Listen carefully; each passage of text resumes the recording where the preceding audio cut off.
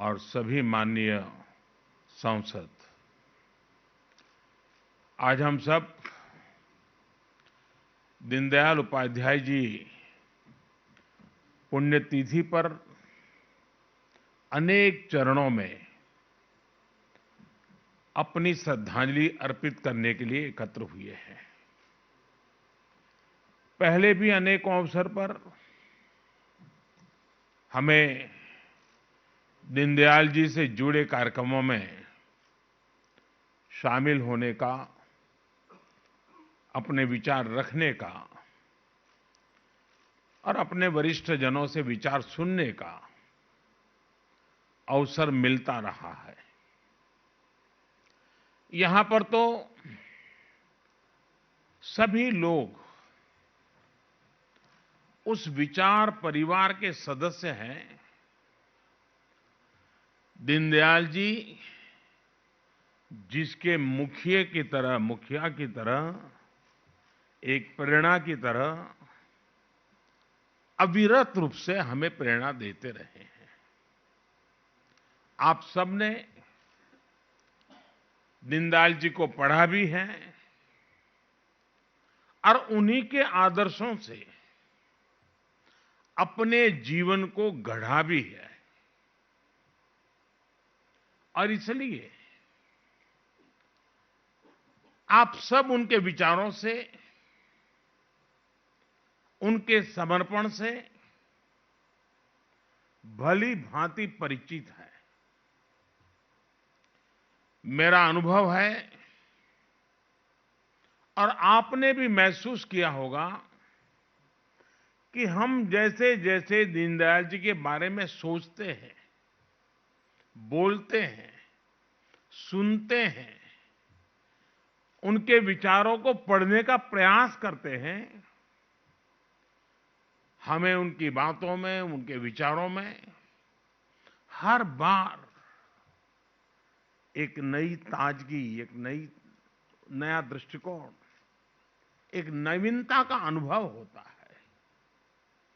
उनके विचार आज भी उतने ही प्रासंगिक है जितने तब थे और आने वाले समय में भी उतने ही आवश्यक रहेंगे जितने आज है।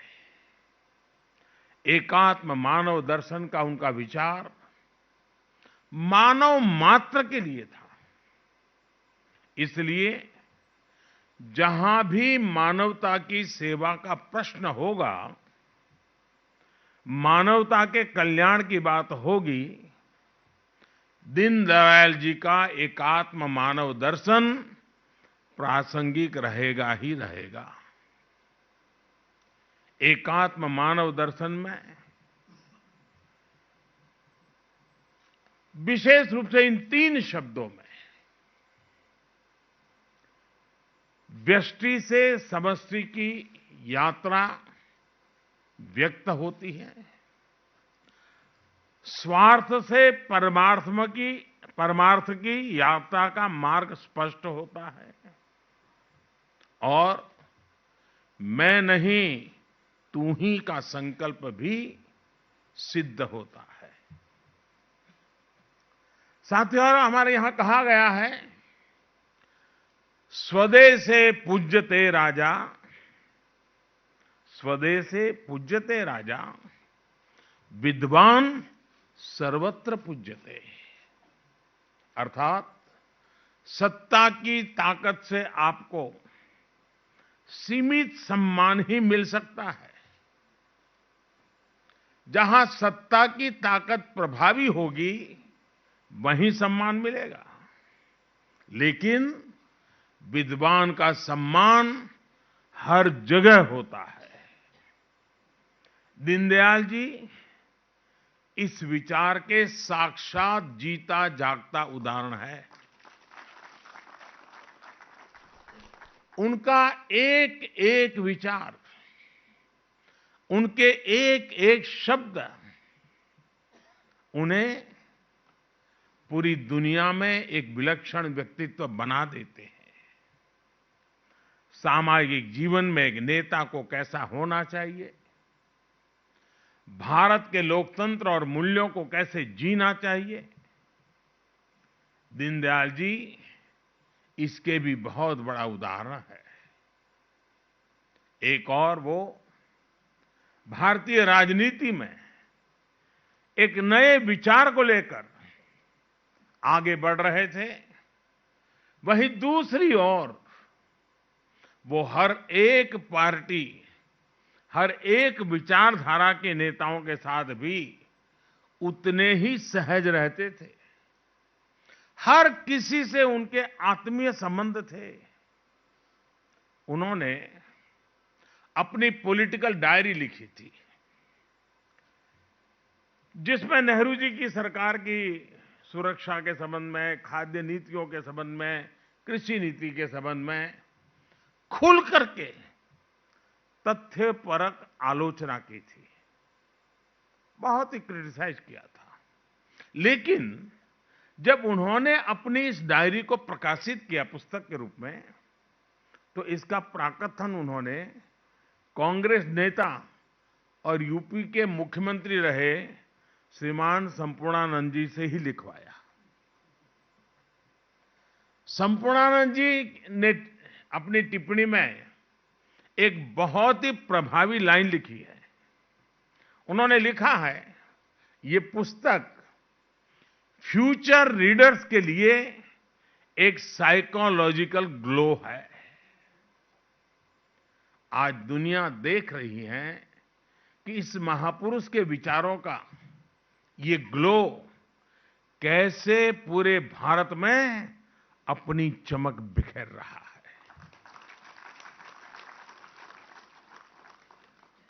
साथियों, हमारे शास्त्रों में कहा गया है, स्वदेशो भुवनम त्रयम, स्वदेशो भुवनम त्रयम, अर्थात अपना देश ही हमारे लिए सब कुछ है, तीनों लोकों के बराबर है। जब हमारा देश समर्थ होगा, तभी तो हम दुनिया की सेवा कर पाएंगे, एकात्म मानव दर्शन को सार्थक कर पाएंगे। दीनदयाल उपाध्याय जी भी यही कहते थे। उन्होंने एक स्थान पर लिखा था, एक सबल राष्ट्र ही विश्व को योगदान दे सकता है। यही संकल्प आज आत्मनिर्भर भारत की मूल अवधारणा है। इसी आदर्श को लेकर ही देश आत्मनिर्भरता के रास्ते पर आगे बढ़ रहा है। कोरोना काल में देश ने अंत्योदय की भावना को सामने रखा और अंतिम पायदान पर खड़े हर गरीब की चिंता की। आत्मनिर्भरता की शक्ति से देश ने एकात्म मानव दर्शन को भी सिद्ध किया, पूरी दुनिया को दवाएं पहुंचाई और आज दुनिया को वैक्सीन भी पहुंचा रहा है। साथियों, देश की एकता अखंडता के लिए भी आत्मनिर्भरता की जरूरत पर दीनदयाल जी ने विशेष जोर दिया था। 1965 में भारत पाक युद्ध के दौरान भारत को विदेशों से हथियार के लिए निर्भर रहना पड़ता था और दीनदयाल जी ने कहा था कि हमें सिर्फ अनाज में ही नहीं बल्कि हथियार और विचार के क्षेत्र में भी भारत को आत्मनिर्भर बनाना होगा। उनके इस विजन को पूरा करने के लिए भारत आगे बढ़ रहा है।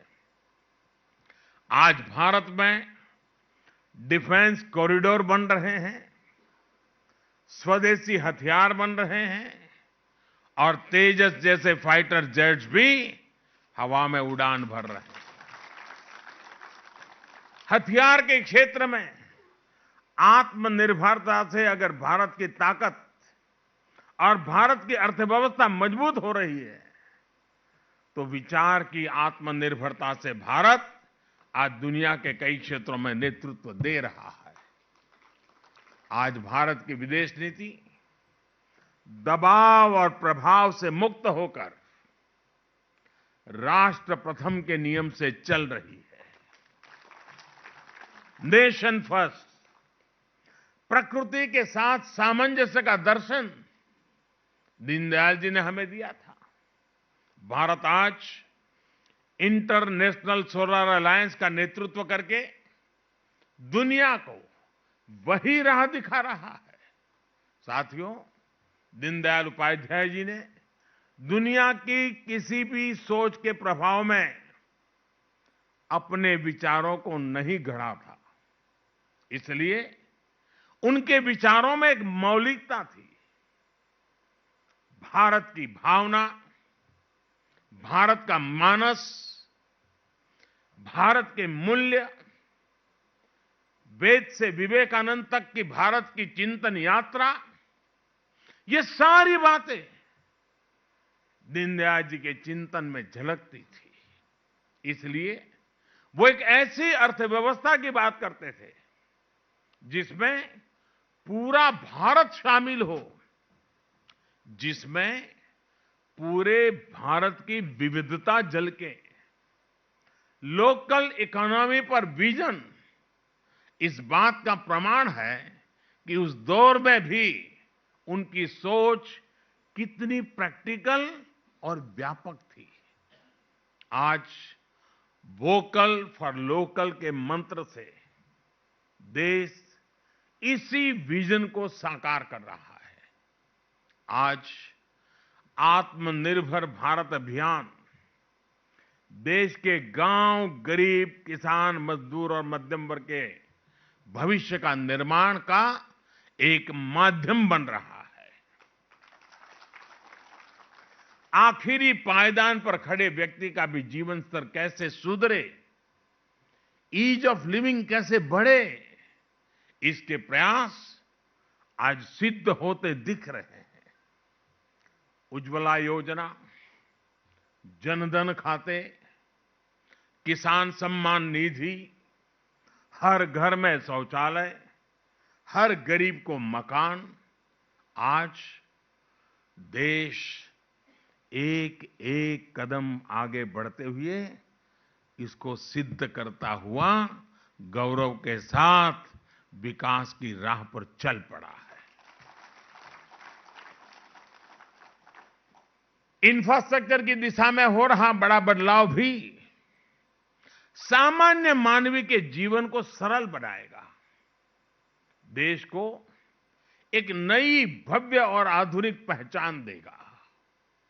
साथियों, आज जब देश में इतने सकारात्मक बदलाव हो रहे हैं, पूरी दुनिया में भारत का कद बढ़ रहा है, तो कौन भारतीय होगा, कौन इस मां का लाल होगा जिसको गौरव न होता हो, उसका सीना चौड़ा न होता हो, उसका माथा ऊंचा न होता हो। आज विश्व भर में फैला हुआ भारतीय समुदाय जिस गर्व के साथ जी रहा है, उसका कारण भारत में हो रही गतिविधि है। हमें गर्व होता है कि हम अपने महापुरुषों के सपनों को पूरा कर रहे हैं। हमें गर्व है कि हमारी विचारधारा देशभक्ति को ही अपना सब कुछ मानती है। हमारी विचारधारा देशभक्ति से शुरू होती है, हमारी विचारधारा देशभक्ति से प्रेरित होती है, हमारी विचारधारा देश हित के लिए होती है।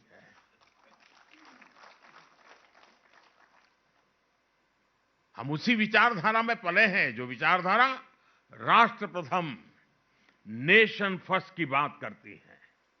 ये हमारी विचारधारा है कि हमें राजनीति का पाठ राष्ट्र नीति की भाषा में पढ़ाया जाता है। हमारी राजनीति में भी राष्ट्र नीति सर्वोपरि है। हमें राजनीति और राष्ट्र नीति में से एक स्वीकार करना होगा, तो हमें संस्कार मिले हैं राष्ट्र नीति को स्वीकार करना, राजनीति को नंबर 2 पे रखना। हमें गर्व है कि हमारी विचारधारा सबका साथ, सबका विकास, सबका विश्वास की बात करती है, उस मंत्र को जीती है। आप देखिए, हमारी पार्टी ने अपनी सरकारों में ऐसी कितनी ही उपलब्धियां हासिल की हैं जिन पर आपको गर्व होगा, आने वाली पीढ़ियों को गर्व होगा। जो निर्णय देश में बहुत कठिन माने जाते थे, राजनीतिक रूप से मुश्किल माने जाते थे, हमने वो निर्णय लिए और सबको साथ लेकर लिए। उदाहरण के तौर पर देश में नए जनजाति कार्य मंत्रालय का गठन। जनजाति समुदाय को हमारे आने के बाद थोड़ा था, पहले भी था, लेकिन उस मंत्रालय का, अलग मंत्रालय का गठन भाजपा की ही सरकार में हुआ है। ये भाजपा का सरकार की ही देन है कि पिछड़ा आयोग भी उसको संवैधानिक दर्जा मिल सका, संवैधानिक स्टेटस हमारे यहां मिल सका। और ये भाजपा की ही सरकार है जिसने सामान्य वर्ग के गरीब लोगों को भी आरक्षण देने का काम किया है। और आप देखिए, देश में जब भी ऐसे कोई काम हुए हैं, तनाव पैदा हुआ है, संघर्ष हुआ है, समाज बढ़ गया है, उसी काम को हमने मेल-जोल, प्यार के वातावरण में किया है, क्योंकि राष्ट्र नीति सर्वोपरि है, राजनीति एक व्यवस्था है। राज्यों का विभाजन देख लीजिए। राज्यों का विभाजन जैसा काम राजनीति में कितने रिस्क का काम समझा जाता था, इसके उदाहरण भी है। अगर कोई नया राज्य बना तो देश में कैसे हालत बन जाते थे, लेकिन जब भाजपा की सरकार ने 3 नए राज्य बनाए तो हर कोई हमारे तौर तरीकों में दीनदयाल जी के संस्कारों का प्रभाव स्पष्ट देख सकता है। उत्तर प्रदेश से उत्तराखंड का निर्माण हुआ, झारखंड बिहार से बनाया गया और छत्तीसगढ़ को मध्य प्रदेश से अलग आकार दिया गया। लेकिन उस समय हर राज्य में उत्सव का माहौल था, न कोई शिकायत थी, न कोई गीला शिकवा था, आनंद ही आनंद था, दोनों तरफ आनंद था। हमारी सरकार ने लद्दाख, करगिल को अलग केंद्र शासित राज्य का दर्जा दिया है और वहां जी भी उत्सव का ही वातावरण है। इसी तरह जम्मू कश्मीर और वहां के लोगों की आकांक्षाओं को भी हम पूरी तरह साकार करने में पर जुटे हैं। उसी प्रकार से सेलवासा और दमन दमन अलग थे, हमने उसको जोड़ दिया, दोनों तरफ आनंद है। अगर उनकी नई रचना की तो भी आनंद है और सम्मिलित किया तो भी आनंद है, क्योंकि हमारी प्रेरणा राष्ट्र नीति है। राजनीतिक स्वार्थ के लिए हम निर्णय नहीं करते हैं और इसका असर जन सामान्य के मन पर होता है। साथियों, हम राजनीति में सर्वसम्मति को महत्व देते हैं। हम सहमति के प्रयास को करते करते सर्वसम्मति तक जाना चाहते हैं। दीनदयाल जी कभी भी राजनीतिक अस्पृश्यता में विश्वास नहीं रखते थे। और आपको याद होगा, जब मैं 2014 में आया तो मुझे सदन में एक बार बोलने का मौका मिला, तब मैंने सदन में कहा था और बड़ी जिम्मेवारी के साथ कहा था और बड़े कन्विक्शन के साथ कहा था। जो इस कन्विक्शन को हम लोग जीते हैं, हमें संस्कार में मिले हैं। और मैंने पार्लियामेंट में कहा था कि बहुमत से सरकार चलती है, बहुमत से सरकार तो चलती है, लेकिन देश तो सहमति से चलता है, सर्वसम्मति से चलता है। और हम सिर्फ सरकार चलाने नहीं आए हैं, हम तो देश को आगे ले जाने के लिए आए। हमारे राजनीतिक दल हो सकते हैं, हमारे विचार अलग अलग हो सकते हैं, हम चुनाव में पूरी शक्ति से एक दूसरे के खिलाफ लड़ते हैं, पर इसका मतलब ये नहीं कि हम अपने राजनीतिक विरोधी का सम्मान न करें। आपने देखा होगा, प्रणब मुखर्जी साहब, हमें भारत रत्न देने में गर्व हुआ। वे कोई हमारी पार्टी के नहीं थे, हमारे आलोचक थे। अभी आसाम में तरुण गोगोई जी, नागालैंड में एमसी जमीर जी, ये सारे हमारे राजनीतिक विचार थे, हमारे राजनीतिक दल से कोई लेना देना नहीं था। न ही हमारी पार्टी का हिस्सा थे, न हमारे गठबंधन का हिस्सा थे, लेकिन राष्ट्र के प्रति उनके योगदान का सम्मान करना हमारा कर्तव्य। हमने पद्मश्री दिया, पद्म भूषण दिया। राजनीतिक अस्पृश्यता का विचार हमारा संस्कार नहीं है। आज देश भी इस विचार को, अस्पृश्यता के विचार को अब देश अस्वीकार कर चुका है। हां, ये बात जरूर है कि हमारी पार्टी में वंशवाद को नहीं, कार्यकर्ता को महत्व दिया जाता है। इसलिए आज देश हमसे जुड़ रहा है और हमारे कार्यकर्ता भी हर देशवासी को अपना परिवार मानते हैं। कहीं कोई आपदा आती है तो हमारे करोड़ों कार्यकर्ता अपना सब कुछ छोड़कर वहां पहुंच जाते हैं। कोरोना जैसा इतना बड़ा संकट आया, दुनिया में हर कोई अपने जीवन के लिए डरा हुआ था, लेकिन हमारे करोड़ों कार्यकर्ताओं ने अपना दायित्व समझकर दिन रात एक कर दिया। राष्ट्रीय अध्यक्ष जी ने पार्टी कार्यकर्ताओं से आह्वान किया था कि सरकार के साथ साथ वो भी अपनी जिम्मेदारी निभाएं।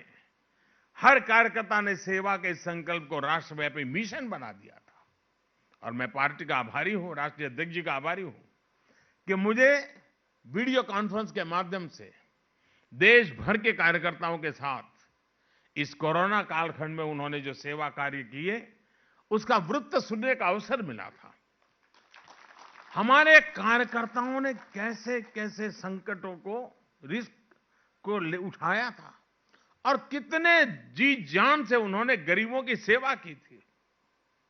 किसी गरीब के घर में चूल्हा न जले, कोई गरीब रात को भूखा न सोए, इसके लिए भारतीय जनता पार्टी का गांव गांव में कार्यकर्ता दिन रात लगा रहा था। मैं देख रहा था कि जब हमारे श्रमिक बंधु अफवाहों के चलते, भय के चलते और कुछ लोगों की राजनीतिक इरादों के चलते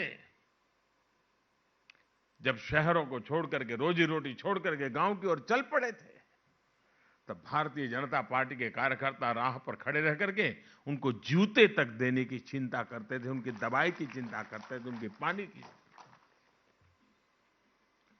ये सारा वृत्त मैं सुन रहा था, मेरे मन को छू रहा था और कार्यकर्ताओं के इस परिश्रम से मुझे भी काम करने की प्रेरणा मिलती थी। इस अभियान में किसी ने वोट बैंक की चिंता नहीं की। ये नहीं सोचा कि किसका वोट हमें मिलता, किसका नहीं मिलता। साथियों, हमारी पार्टी, हमारी सरकार आज महात्मा गांधी के उन सिद्धांतों पर चल रही है जो हमें प्रेम और करुणा के पाठ पढ़ाते हैं।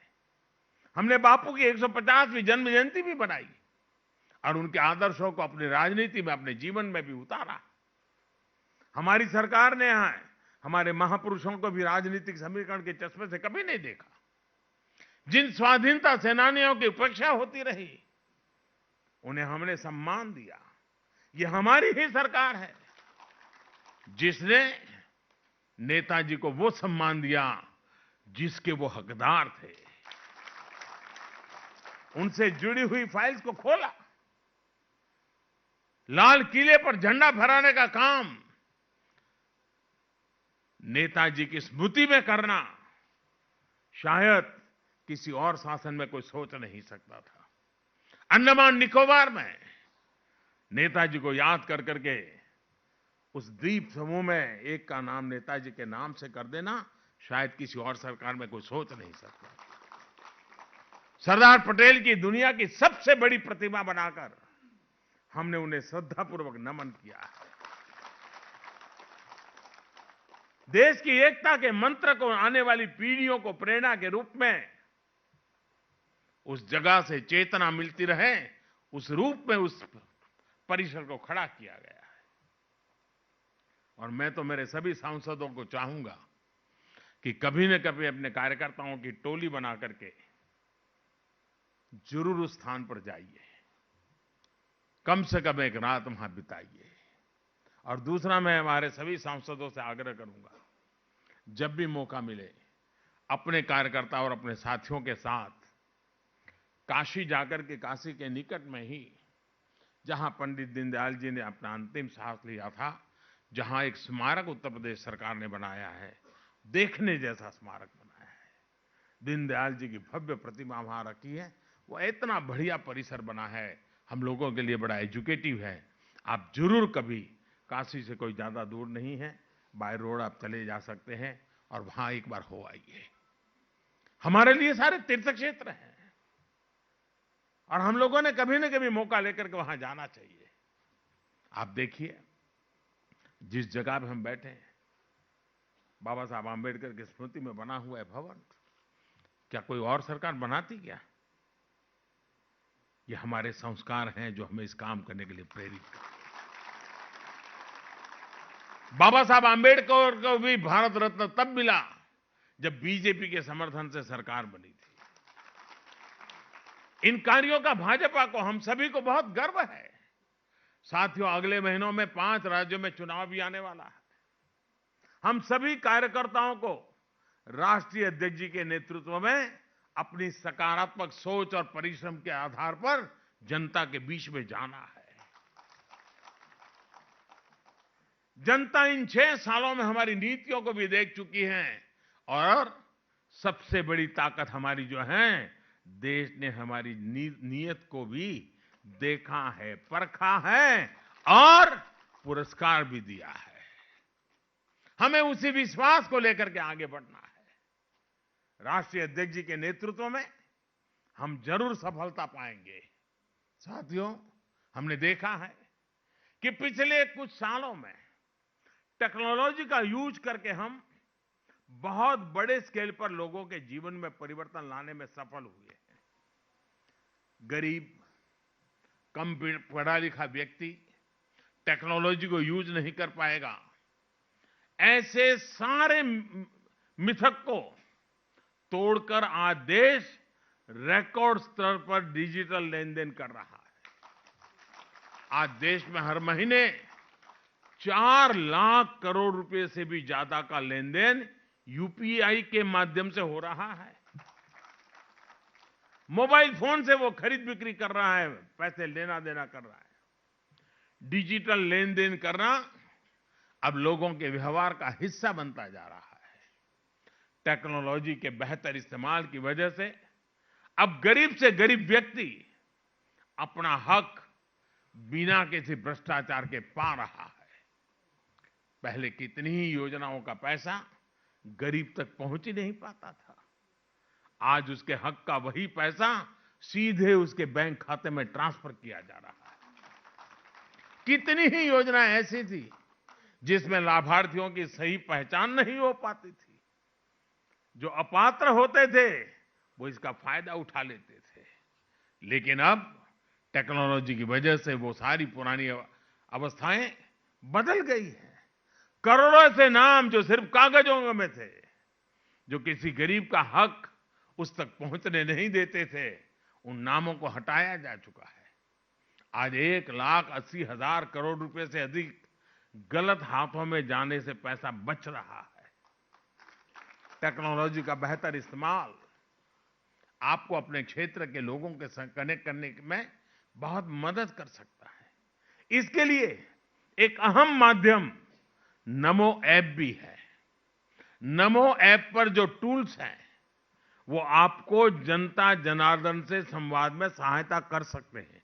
मैं चाहता हूं मेरे सभी सांसदों के लिए यह हथियार बहुत काम आए। आप थोड़ा समय दीजिए उसके साथ। आप देखिए उसमें इतनी चीजें हैं जो आपके क्षेत्र के लोगों से संपर्क बनाने के लिए वो एक बहुत बड़ा साधन, बहुत बड़ा हथियार, बहुत बड़ा माध्यम आपके टेलीफोन में उपलब्ध, आपके मोबाइल फोन में उपलब्ध है। आप उसका फायदा उठाइए। और उसकी अच्छी एक बड़ी ताकत ये है कि ये टू वे कम्युनिकेशन का भी बहुत अच्छा प्लेटफॉर्म है। आप अपने कार्यकर्ताओं के साथ छोटी मोटी मीटिंग आराम से कर सकते हैं उसके ऊपर। आप लोगों तक अपनी बात पहुंचा सकते हैं और लोग भी उतनी ही आसानी से अपनी बात आप तक पहुंचा सकते हैं। साथियों, आजादी के 75 वर्ष का अवसर आज हमारे एकदम सामने खड़ा है। आत्मनिर्भर भारत को लेकर आज पूरे देश में एक चेतना जगी है। मैं आपसे आग्रह करूंगा, पार्टी की हर इकाई, देश में भी, राज्यों में भी, जिले में भी और पोलिंग बूथ तक, हर इकाई आजादी के 75 साल निमित्त कम से कम 75 ऐसे कोई न कोई काम हम करेंगे। कर सकते हैं क्या? कम से कम 75 काम के साथ हम जुड़ेंगे। भले 1 साल लगे, 1.5 साल लगे, लेकिन हम करेंगे। हम उन 75 कामों को आइडेंटिफाई करें। आजादी के 75 साल के निमित्त इस काम को अवश्य करें और उसका हिसाब किताब रखें। देश के सामान्य मानवी से जुड़ने का हम प्रयास करें।